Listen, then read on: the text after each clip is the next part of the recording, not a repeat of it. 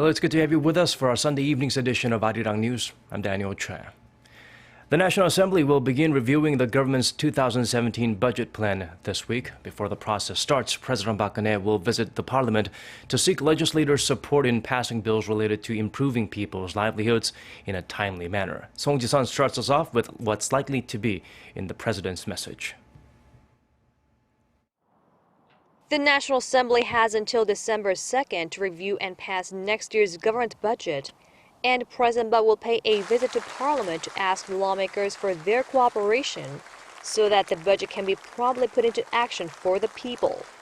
Her speech Monday morning will focus on urging lawmakers to pass the related bills to reinvigorate people's livelihoods, especially ones related to labor reform and deregulation aimed at creating jobs, which the Assembly failed to pass in the previous session.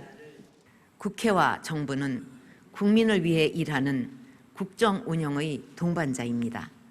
견제와 균형 그리고 건강한 긴장 관계가 필요하다고 해도 국가를 위하고 국민을 위하는 일에는 하나가 되어야 합니다. 이제 국회와 국민과 정부가 하나가 돼서 이런 변화의 모멘텀을 잘 살리려는 노력을 해야 국가 경제를 살릴 수 있습니다. With economic uncertainties like a rate hike by the U.S. Fed expected by the end of this year and security threats like North Korea's continued provocations, the president will highlight the need for unity to counter outstanding crises in and outside of the country. 한반도에 언제든지 김정은 정권의 도발과 어떠한 변화의 바람이 불어 닥칠 수 있다는 것을 항상 염두에 두고 미국을 비롯한 국제사회와 한층 긴밀히 협력하면서 필요한 모든 준비와 대비를 빈틈없이 해나갈 수 있도록 최선의 노력을 다해야 합니다. President Park is the first Korean leader to give an annual address to Parliament on the government's budget plan.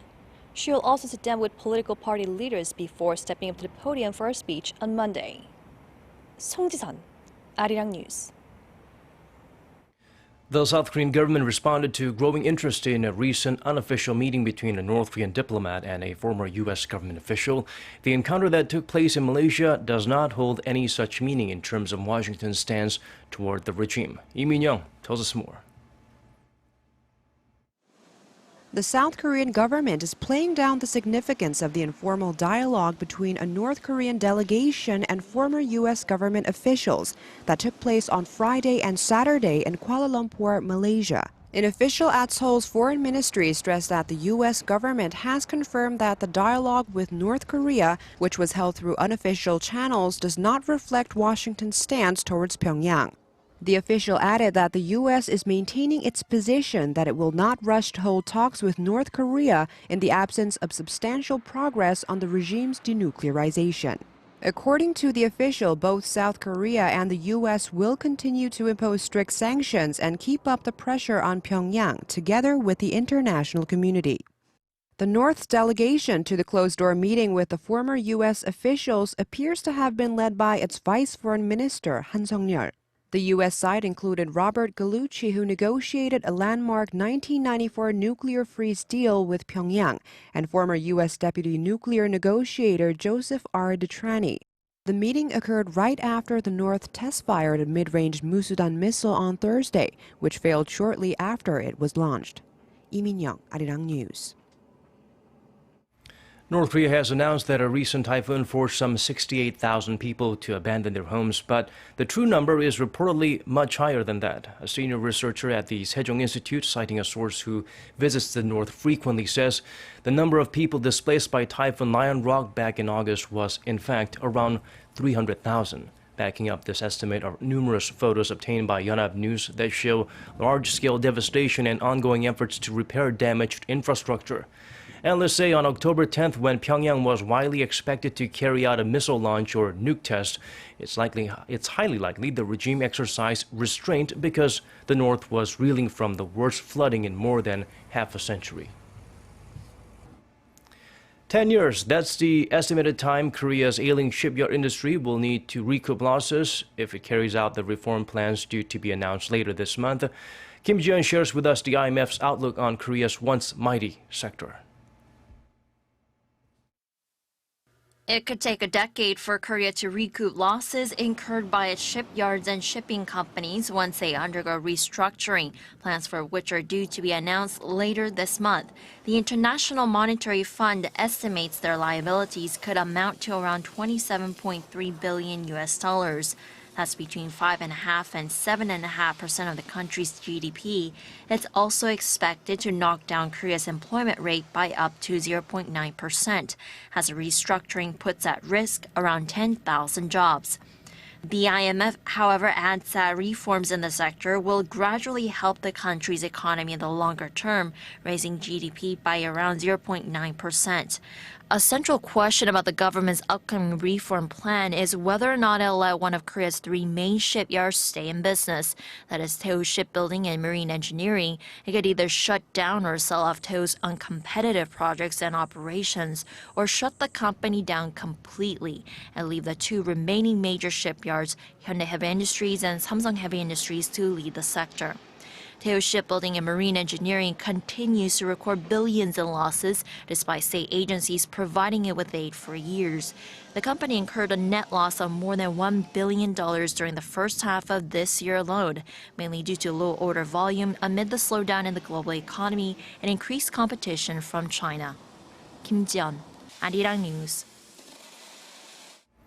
There may come a time when domestic real estate investment funds are dwarfed by foreign ones if the current trend continues.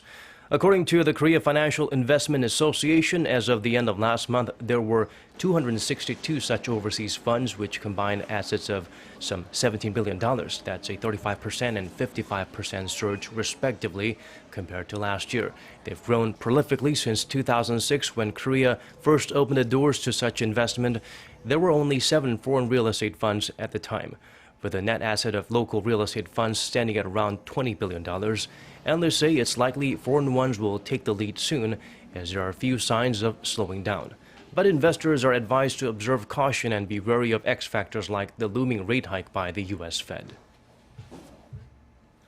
The Korean government has chosen 2 energy-related projects to support in the coming years. The Ministry of Science, ICT and Future Planning unveiled on Sunday a 5-year investment plan for the development of highly efficient, flexible solar cell batteries that can be installed on the exterior walls of a building. It's to be spearheaded by the Korea Institute of Energy Research and will receive funding of around $2.2 million a year. The Korea Institute of Science and Technology will be in charge of the other project, a 4-year investment plan for the development of highly energy-efficient fuel cells that are 60% smaller in volume. The ministry plans to invest around $1.9 million a year. Korea's auto giant Hyundai Motor has made it into the top 5 in the U.S. hybrid car market thanks to its Sonata hybrid model. According to hybridcars.com, that particular model sold nearly 2,000 units last month. That makes it the 5th best-selling vehicles in its category, with the Toyota Camry leading the way. The Sonata hybrid accounted for 7.7% of total hybrid sales in America last month, up from last year's 4.7%. With the hybrid car market in the States shrunk by about 3% from a year earlier, Hyundai's hybrid sales in that country saw an on-year increase of more than 53%. AT&T has agreed to buy out media giant Time Warner for $85.4 billion in a deal that's expected to draw scrutiny from antitrust regulators.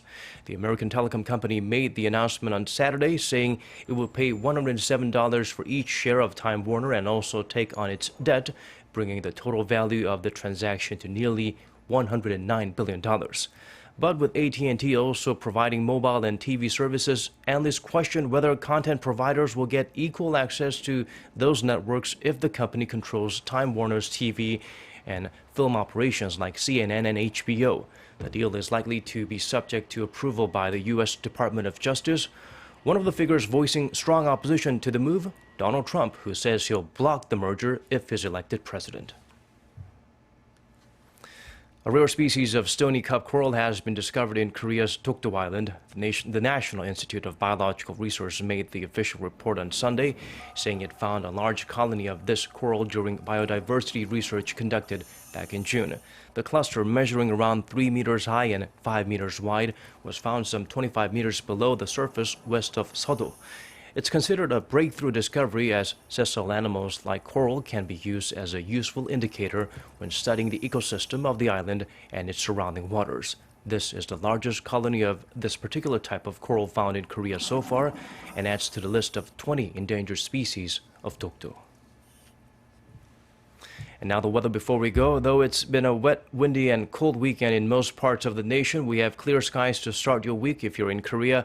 But the frigid conditions will continue, so do dress warm. Temperature-wise, Seoul will start at 9 degrees Celsius, Gwangju 13, and Jeju 17. Things will heat up later in the day to 20 in the capital, 21 in both the City of Lights and the Southern Resort Island. And now let's check out the weather conditions in your neck of the woods and around the world.